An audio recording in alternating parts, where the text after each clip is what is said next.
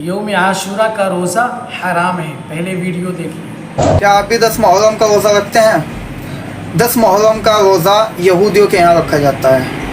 انہوں نے اس دن کو مبارک کر دیا ہے اور اس روزے کو سنت کر دیا ہے۔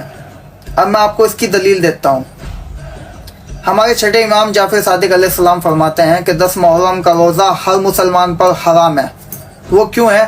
آپ قرآن کھول کر دیکھ سکتے ہو جناب حمزہ کون تھے۔ جناب حمزہ ہمارے پیارے نبی صلی اللہ علیہ وسلم کے چچا تھے۔ ہند نے روزہ رکھا تھا 10 محرم کو کہ جب تک کہ حمزہ قتل نہ ہو جائے اور اس کا دل کلیجہ میرے ہاتھ میں نہ جائے میں روزہ نہیں کھولنے کی۔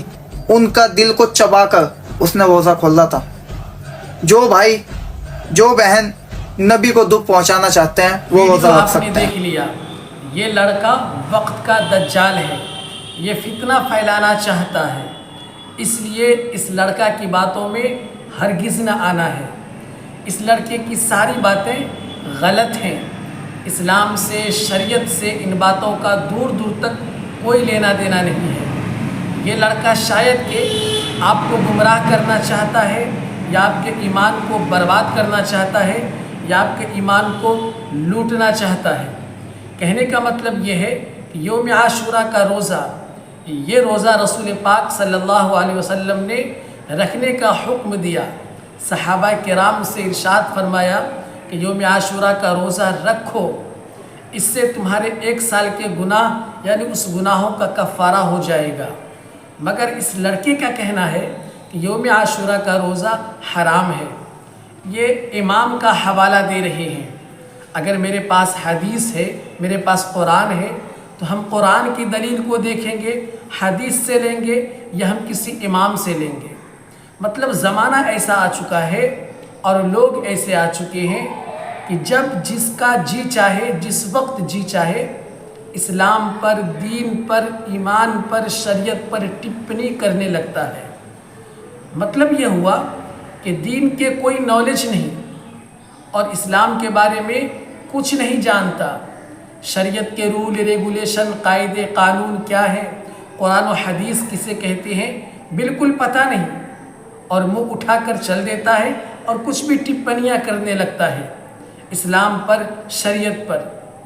اسی لیے ایسے بیہودوں کی باتوں میں نہیں آنا، ایسے کمبختوں اور دجالوں کی باتوں میں بالکل نہیں آنا۔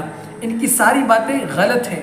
میں دلیل اب آپ کو حدیث پاک سے دے رہا ہوں۔ آپ اسکرین شاٹ دیکھ رہے ہیں۔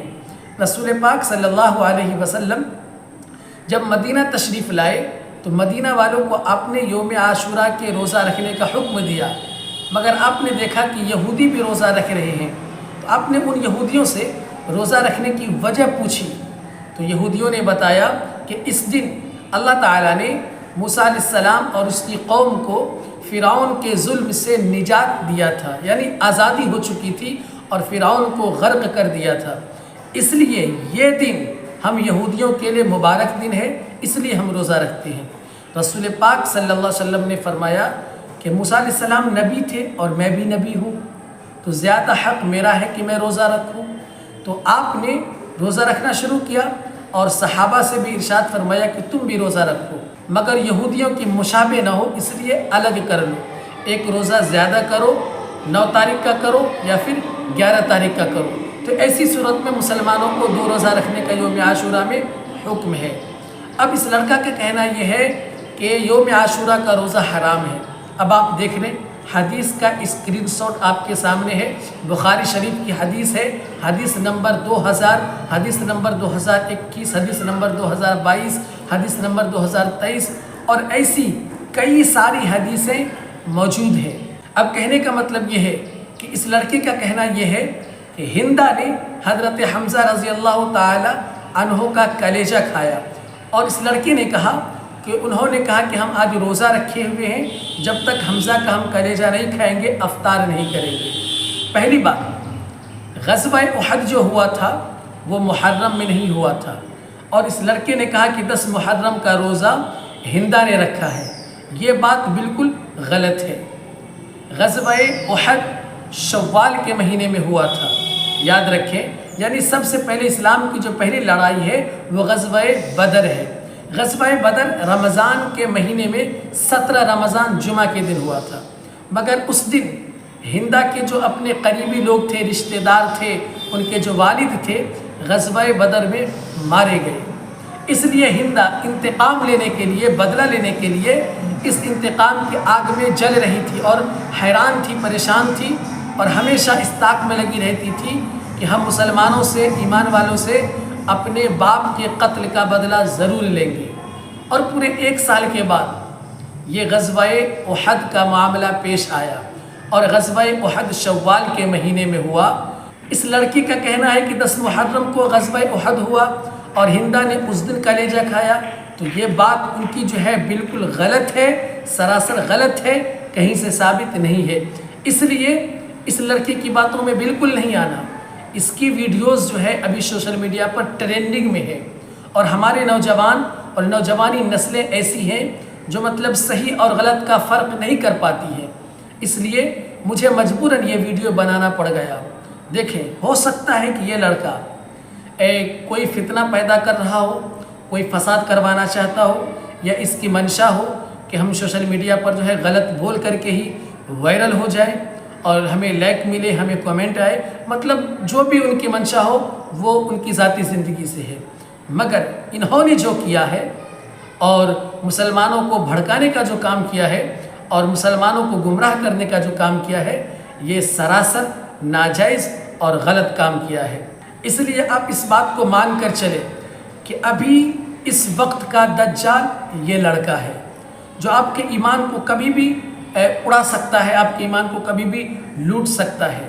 ہمارے نوجوانوں کو شریعت کا صحیح علم پتہ نہیں ہے، شریعت کے بارے میں نالج نہیں ہے، اور ہمارے نوجوان ہو سکتا ہے کہ ان کے بہکاوے میں آ جائے، ان کے فسلاوے میں آ جائے اور ان کو فالو کر لے، ان کی باتوں کو ماننے لگے۔ کیونکہ اکثر آج مسلمانوں کا ایک طبقہ ایسا ہے جو عبادتوں سے، روزہ نمازوں سے آزادی چاہتا ہے۔ اگر ان کے پاس یہ ویڈیو پہنچ جائے تو وہ اس بات کو مان لیں گے اور یقین کر بیٹھیں گے کہ اس لڑکی کا کہنا جو ہے بالکل درست ہے۔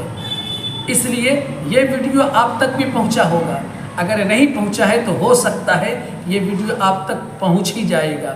جیسے ہی یہ ویڈیو آپ تک پہنچے، آپ نے اس ویڈیو کو ہٹا دینا ہے، بالکل دیکھنا ہی نہیں ہے، کیونکہ یہ لڑکا بہت ہی برا کام کیا، بہت ہی غلط کام کیا۔ یہ دجال ہے، یہ کمبخت ہے، یہ بیوقوف ہے، یہ نالائق ہے۔ اس کا اسلام سے کوئی لینا دینا نہیں ہے، دین سے، ایمان سے، شریعت سے، قرآن سے کوئی لینا دینا نہیں ہے۔